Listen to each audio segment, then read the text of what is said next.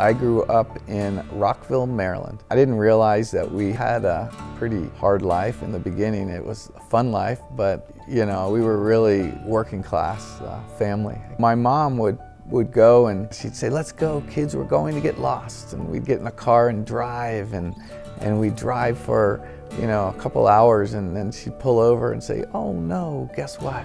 And we'd say, "We're lost." And it would be so fun to find our way home.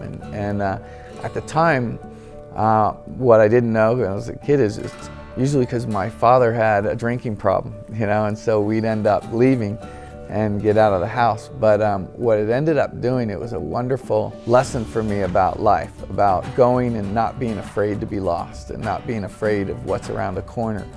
And because it was always a really exciting journey to find our way home, so to speak. And growing up was fun, but it was hard. I failed 4th grade, okay? I wasn't the greatest student. By the time I made it to 8th grade, I had a child at 14. And so, again, I started off with a different path than most people.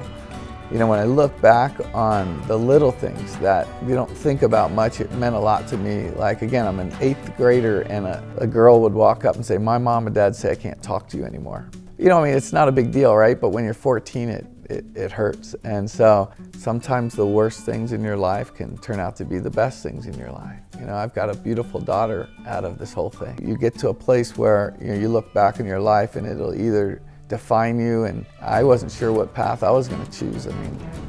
Half my friends are in jail or dead, right? And the other half have figured it out, how to live life and make it. After 8th grade, I fell pretty deep into my father and a lot of my family's tracks, and just jumped into heavy drinking and just trying to mask a lot of the pain and stuff in high school, and went down the wrong road for a while and realized probably right about 12th grade that I wanted to break the cycle. I didn't want to continue down a path that my father had taken. And so I got out. I learned how to pay for college. That's what I learned. It was more about how do I get student loans and Pell Grants, and I graduated with a 2.16 actually.